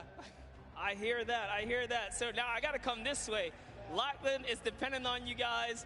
What was going on? Was the death run, did it catch you by surprise, or was it just certain tricky moments that kind of choked you up and had you hung up there? Yeah, I was a bit of confused in the castle because I didn't know where to go. And then the impulse jump at the beginning, it just messed me up a bit. And at the end, I didn't know where to go. It's just a bit confusing. And I have one more question here. So you guys have not seen the death run prior to this. Do you think that kind of held you back? And if you have another run at it, which you will, do you guys think that second time around you'll kind of have the strategies down packed? And I'm going to come down here with this. Yeah, I think that the first time around is always the hardest because, you know, you're kind of going into this environment, you don't know where to go, but the second time around, I think we'll be a little bit stronger and hopefully we get better time. Absolutely, I bet it. So once again, this is the creative finals here. You guys, like I said, Lachlan pulled through with the puzzle death runs, but just showing the difference here. So we're going to send it back up to you guys at the desk. And again, thank you. You know, Lachlan, you are good at many things, but apparently you're showing the world you're not the great at impulses. But it's okay. You're going to have another shot and showing them that the original thought we had is wrong, because I know you can do this. I know you can. We had a chance to talk earlier, and you were like, bro, I'm the best. And I was like, I know that. Show everyone that. You just got to show them, Bala. You know what else we're going to show them? We're going to show them the standings after that first game in this set right now. Who ended up where in terms of the prizing and where they are on their journey to the llama at the end of the set. So it's Raven's Revenge, obviously, in first. They earned themselves $55,000 and that much closer to the silver llama. That's right, but don't forget, Funky Fighters and the Chicken Champions both have those silver llamas. That is going to be a massive determining factor in going forward. You know, if you're Raven's Revenge, you are absolutely looking to try and snag that silver llama if possible, because that's going to put you in contention, right? Then you have to set your eyes on the gold llama for the tiebreakers. But all in all, to be able to kind of come through and win that prize money for you and your team is massive. They have confidence, right? And again, I think the only other team that stands right in their way right now is Turtle. This guy is a maniac. He's showing us that he is. Let's see if that happens here in game number 2. The Sunshine Soldiers fell short, but Turtle showed us all what he was made for. And I think we're getting ready to go into the match. as all the players are loading up right now. There's the Fish fam, Scissors and company. They're all about to start. The gates are about to open. Guys, let's hear it for them. Ah, there you guys are. You're paying attention. I respect it. Here we go. 10 minutes. Countdown has begun. The gates are open. And now here we go. Husey is first out of the gate, immediately just flying. You can see this is completely different than before, right? Before, people were kind of taking their time. Hey, what's this? I can't see where this ledge. What's going here? Let's sit here and inspect everything. That's not the case now. Everyone is just flying through these obstacles. Yeah, a couple of these guys have not gone down yet. Here's Magma making his way through with the Ravens' Revenge. This was the team that came out on top and was the player that led them all the way up to those treacherous stairway that we saw at the end there. Almost getting up around the corners. And here it looks like we are almost to the castle for Turtle. And this is the player we were talking about so much, Zeke. That's right, man. A legend in every way of the word. Stewart almost making the jump for the Sunshine Soldiers as well. Unfortunately not. So this is this trap, this obstacle, very precise jump. You actually have to impulse a very specific way, at a specific angle, at a specific distance away from you to make it all in one jump. You can also, I hope they're not listening, but you can turn around and actually impulse backwards, right? So you face away from the tires and impulse yourself backward while jumping. Again, even doing that though, very precise. You know, you have to make sure you're doing this in one go. Look, Hyozi's already here. He's already trying to collect the coins. Already towards the half pipes in the castle. Wonder if he already triggered all the traps down below and grabbed that coin, or if he's leaving that for another teammate. Gonna grab that coin perfectly. Nice job by Hyozi. Now he's moving up even further. No, he's gonna go back to get those traps. He made it. There you go, Suzu. Nice. All right, trigger the trap. Take a step back. Impulse forward. He's already too shallow. I mean, look. Through the castle. Yeah, I'm actually surprised. So don't forget, the castle is open. So once you do make it to that halfway mark, you can just send someone forward, right? Like even if you're the first one and you're really confident, you can say, "Hey, Bala, I know you made it first. Just go up to the next round. I'm gonna stay behind. I'm gonna pick up the coins," right? So quite a bit of teamwork going into this. But look along the way, man. These jumps are crazy. Suzu, what are you? Okay, what a legend. What a legend. Showing everybody that he can hang. He's led on the team of Scissors with Fish fam. We saw them not too far in the prizing. 18 points right now. They're leading the way, but no, it's actually for Turtle again. Already towards these varying distance impulse jumps. And is he gonna first shot it? No, not exactly. But you know he's gonna hit it on the next time. Yeah, absolutely. Again, you know, this is kind of one of those things. The more that you do this, the easier it is the next time around, right? Once it's like you throw it here, you're like, nope, that's not correct. This might be it. Okay, closer. I like it. Will he make it on the third jump? Don't forget though, we got the Funky Fighters at 20 coins. We've got Fish Fam at 20 coins. Sunshine Soldiers, they need to try and pick it up. Here we go. Nice, but get across. Nice. Perfect play from Fort Turtle. Now towards the lava jump and what you were dubbing as double danger. Is he gonna first shot? Does dodge the traps. Okay. This is from where he went last time, gets the coin, he's gonna double back. First try. Oh my goodness, he went through those. I would have gotten scared there, but no, Fort Turtle knows exactly what he's doing. Gonna get all the coins in first try on the double danger, but doesn't make it through, so he has to still complete it. And Suzu and Sand, meanwhile, from Fish Fam, are taking the lead. And that's what I kind of talked about, right? Trying to send two through. If you and your duo partner can make it through these jumps and get there, then you can start watching, right? Because like you as a player, you go to do it, you mess up and you're eliminated, and you're like, what happened? What exactly did I do? You kind of go back and then kind of relive that moment. Not here, right? This is the moment that they were all stuck on for so long. Suzu knows it now. He's not going to hit the first time. Zand also attempted it at the same time. Not going to work out just yet. Here, they're going to give themselves the opportunity. Suzu trying again. Triggers two. The third, yes. The jump. Right, yes. Nice. Oh, and Zand. He was worried there that he might have pushed the door off. Not sure if he made it. I don't see him falling down. Yes, he did make the doorway, and now he's back towards this thing where he has to go under at the same time as triggering the trap. He does it. He's back to the stairs. The Fish fam only need one more coin, and they're about to do it in 5 minutes. It is so fast here. The last time we got here, it was 1 minute and 30 seconds.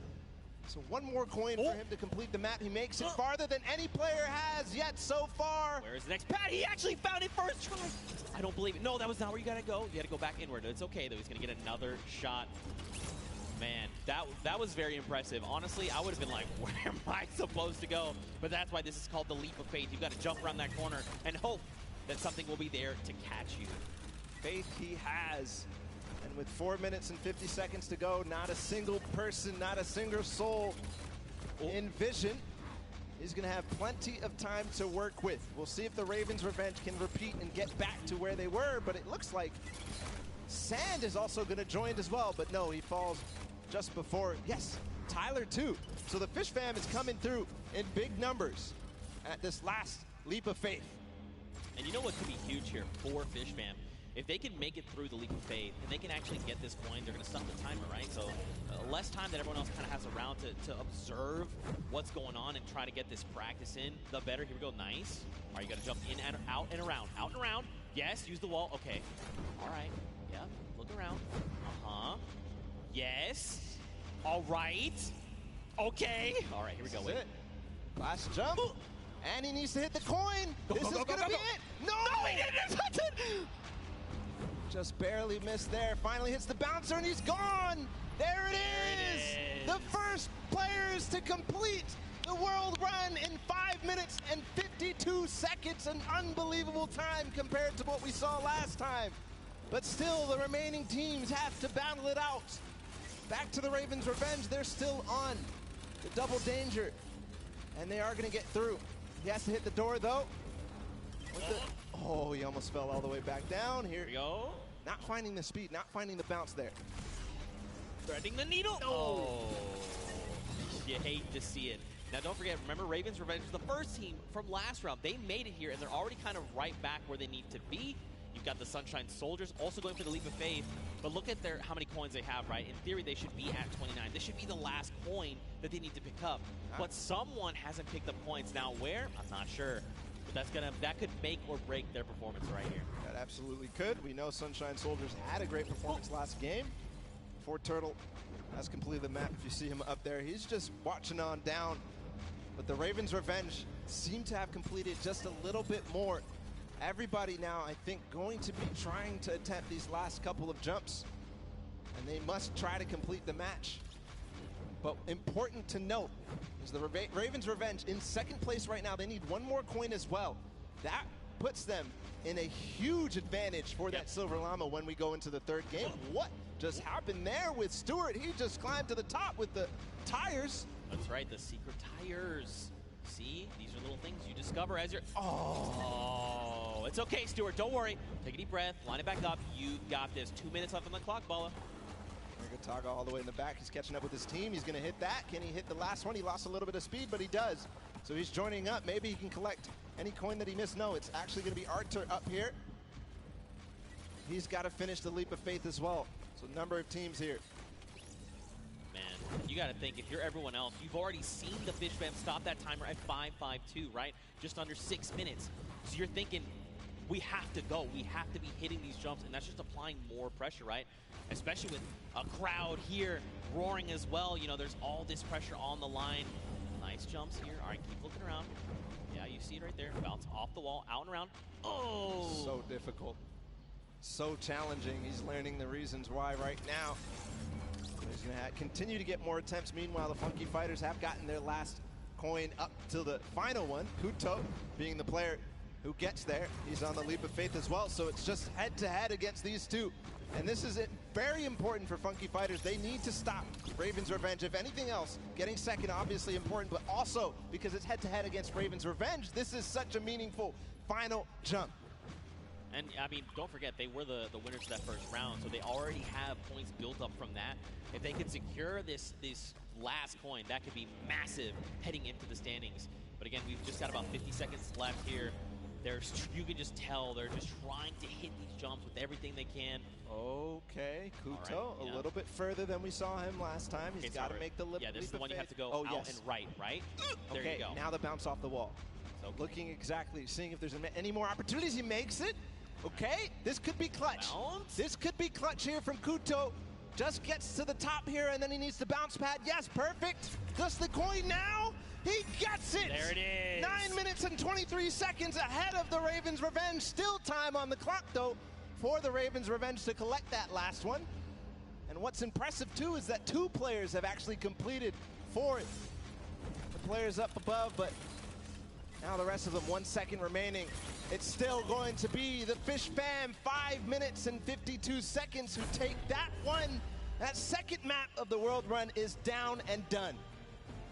Man, mad props to the Fish Fam. They did it in almost under 5 minutes, right? They came out at that 5:25 mark, 5.5 minutes. Now, Funky were right behind them.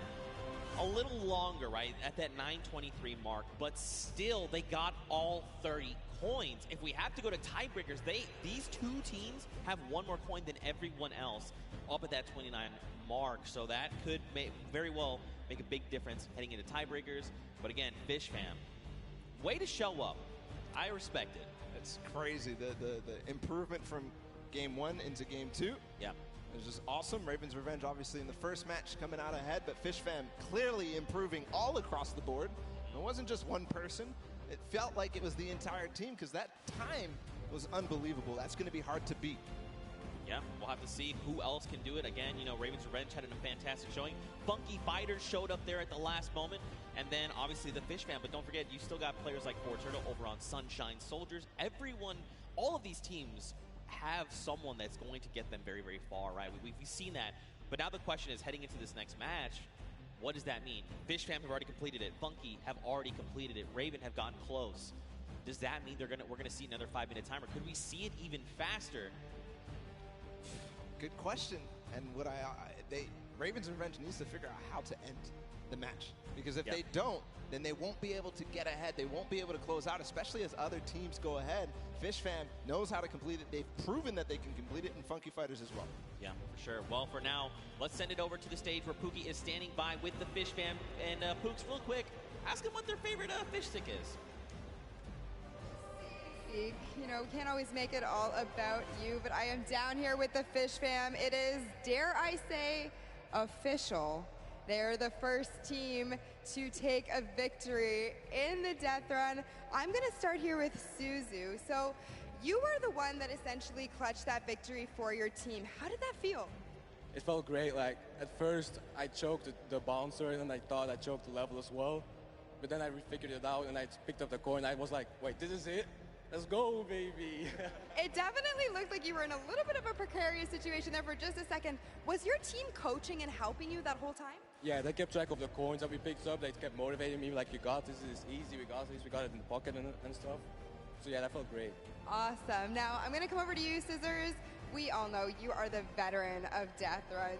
You have been doing this from the very beginning. It must be an absolute honor to be here on the stage today competing, being able to help these guys out, pulling through to a victory. Are you going to continue the strategy going into the next game? We've got the strategy on lock, and obviously it's awesome, you know, helping these guys, but they're helping me win. They're the real speedrunners. Well, I mean, it is a team effort at the end of the day. All of you have picked up coins. Sand, I'm just going to go over here and talk to you really quickly. Now, I mean, this Creative Cup, what does this mean to you as, you know, a creative champion? I mean, I'm not a champion yet, but maybe, yeah. Maybe one day. Well, thank you guys so much for staying here, hanging out with me. Best of luck in the next run. Zeke, back to you guys. Look at that, the Fish Fam ready to go back in. They're already getting their heads back in the game. Also, great pun, Pookie. Also, I'm upset with you that you think this is all about me. What is wrong with you? All right, though, anyway, what kind of takeaways do you think these players can make heading into the next game? Well, the takeaway that I take out from that is that they were all supportive. The interview, they said they were supporting each other, keeping track of the coins, and pushing their Suzu ahead, making sure that they're encouraging him. But for everybody else, I think the takeaway is, how do we beat that leap of faith? Yeah. That's the one that everybody's gotten stuck on. They've wasted a little bit of time at the double danger, but the leap of faith is really where everybody needs to close out, especially the Ravens' Revenge, if they want to get that silver llama. Well, we'll have to see how things unfold for them. Very quickly, though, let's take a little break here. Let's send it down to Cam for his insight. Sundown, what you got? Zeke and Bala, and we're going to take a look at some of the kind of strategy that goes into it. But first, all of these competitors who are here, who are competing in this world run, have had an opportunity to get there. It's been incredibly stressful. There's a certain amount of kind of mental edge you need to get through it. So let's kind of take a look in and how these competitors prepare for what was a world premiere and first appearance ever. Let's take a listen in and how these guys are talking and getting ready for the match.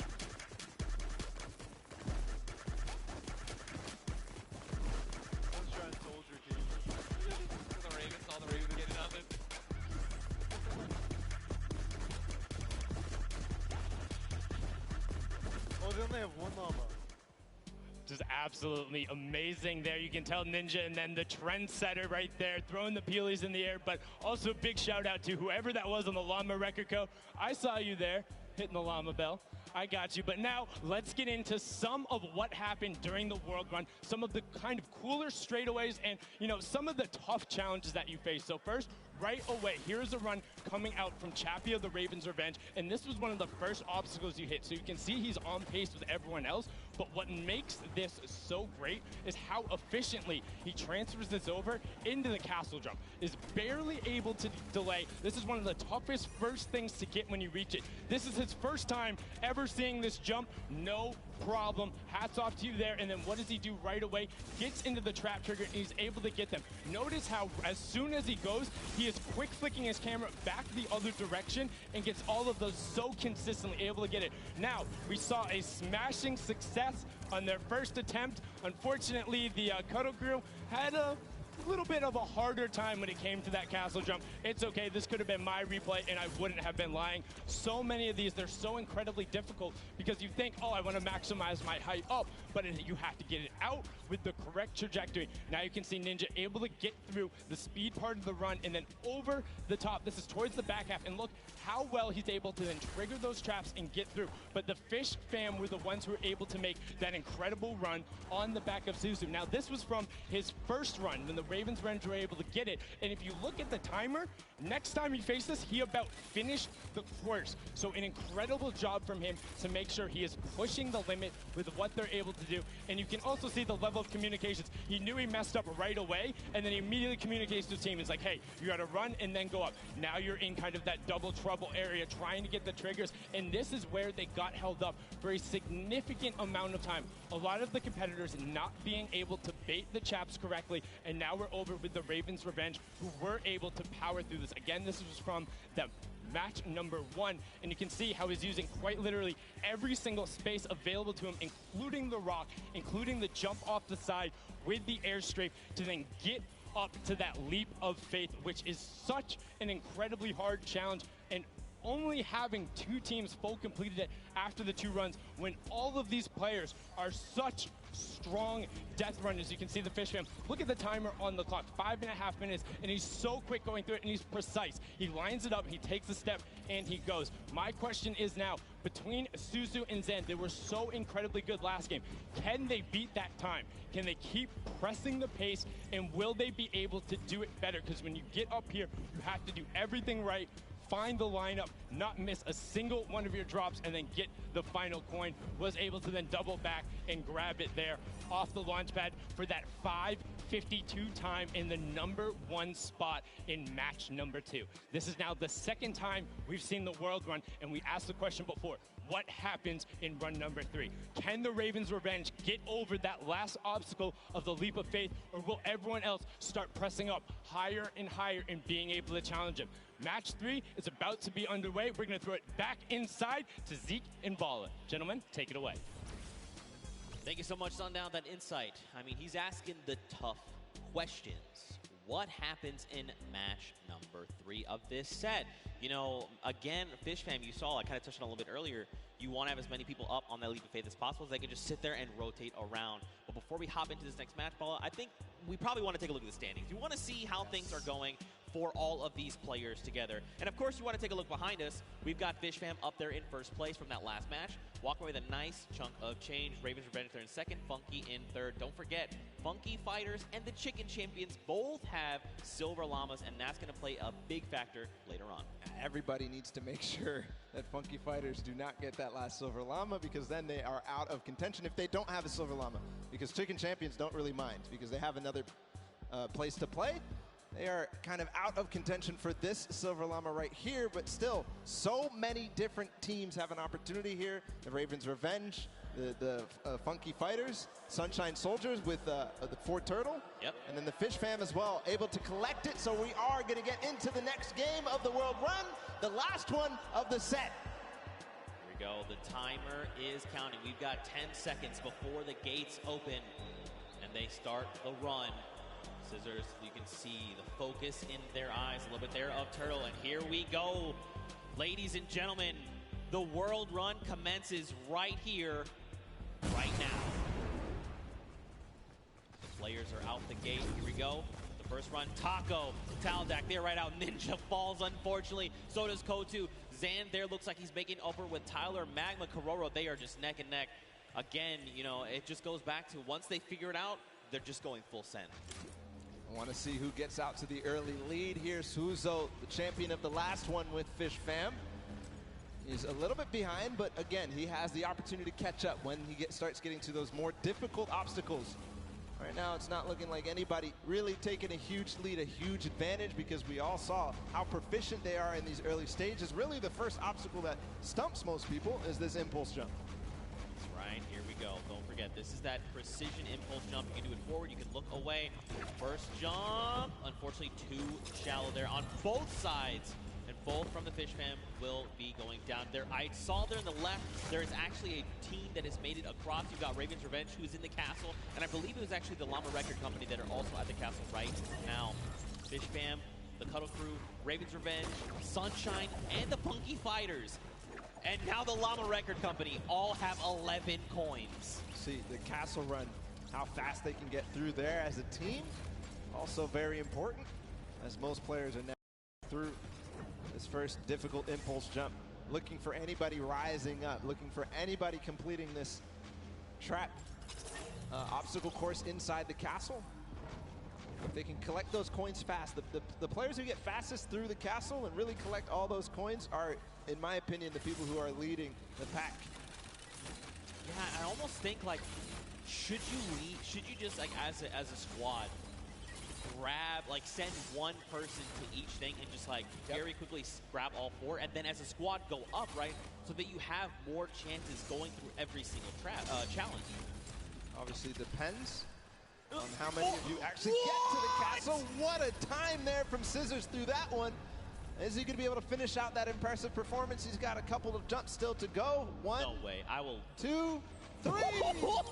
Scissors showing off why he's one of the best at these types of maps, but way ahead of him, his teammate Suzu, leading the pack again. So this might be a better time here for Fish Fam. All right, man, Scissors, that was insane, dude. Again, like these guys are so good, right? Once they figured out, they can just do it. It's almost like muscle memory. You see Suzu here now. Suzu's smart. He waits here for Scissors to get across, and then once Scissors gets across, he can start triggering the trap. He's gonna opt to say, look, you know what? Let's just go. I'm trying to get the coins. We need to rack up as many and as quickly as possible. Because don't forget, last game they got that 5.5 minute time on lock. They still have another 1.5 minutes going off of last game, right? If they can do it again, it's gonna be huge. Waiting for the chiller on his feet to get off before he goes forward. Now he has full reign onto this one. If he one-shots this, he's putting himself in such an amazing time. He's kind of letting his team do the rest of the work. Oh, one shot here from Suzu. Is it possible? Getting through the door? No, just short. Shallow. But he did not go all the way back. He's continuing the recovery on this run. Not quite enough. Man, Suzu putting everyone in his fishbowl, saying, don't worry, fam. I've got this. Gonna jump down, first trap. Second trap, hop across, take a step back. Nice. Oh, there's actually someone else there. Is Scissors there with him? This is huge, though, if Scissors is there, because look, they can hop through together. Suzu can trigger this, and then get Scissors there where he needs to go, and then there will be two members trying to get these traps. Unfortunately, too shallow. Making the same mistake there on that bouncer. The speed pad up into the bouncer. You see he's trying to keep his back towards it so that he can make sure he hits the bouncer on the right point that he wants to. Kind of have it memorized at that moment, but a lot of teams starting to catch up right now, so, you know, starting to lose the pace that they had in the first game. Ooh, don't slide off, don't slide off. Unfortunately, slid off. Now look, Sunshine Soldiers, they're already at the 28 point mark. So are Raven's Revenge, but Fish Fam right behind them. Everyone else is tied right around 25 coins. Oh, and look, they actually sent Flytax forward. He's trying to make it to the Leap of Faith. So he's left his teammates down behind, saying, look, just gather the coins. I'm going straight to Leap of Faith. That's the 1 point we know we need. Magma up ahead as well for the Ravens' Revenge. And the record of the map by Fish Fam has gone past. That was 5 minutes and some. And we're now down to 5 minutes left total. Magma making sure that he makes this jump. He doesn't want to waste time. I think he might have the confidence here.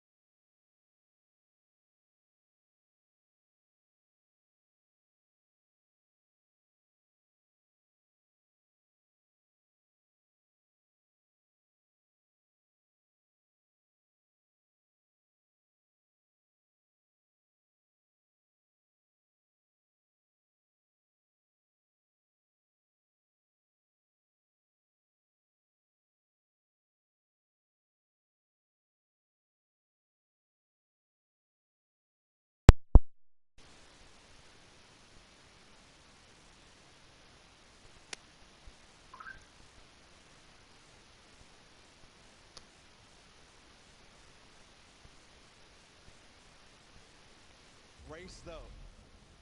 All 4 teams who were up there on the Leap of Faith have now completed it. The Cuddle Crew still need 1 more coin to actually finish the entire thing. Flytax feeling a little bit of pressure. He needs to start supporting his teammates. Company.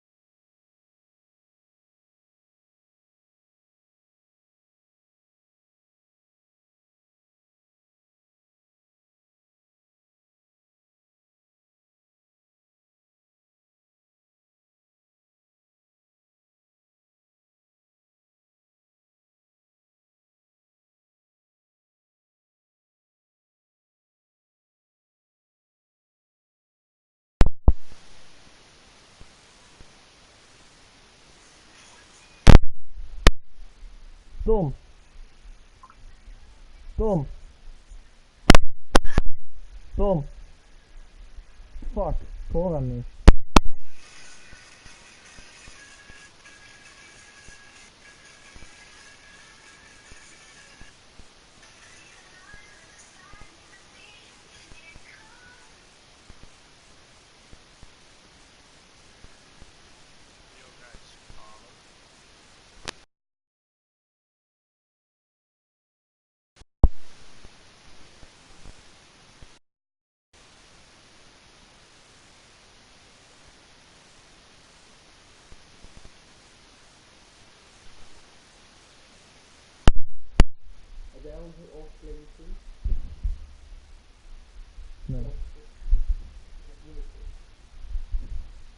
Vraag eens of je mij hoort, Koen.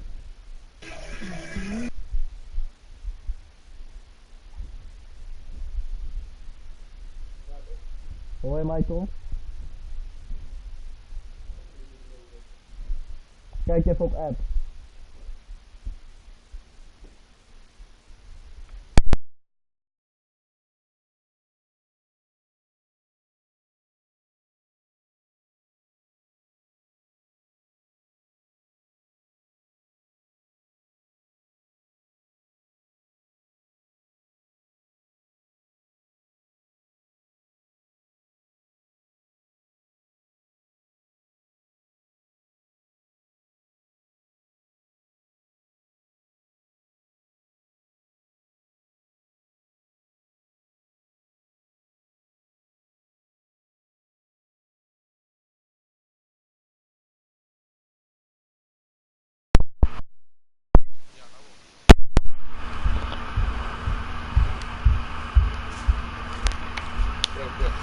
Hey Tom.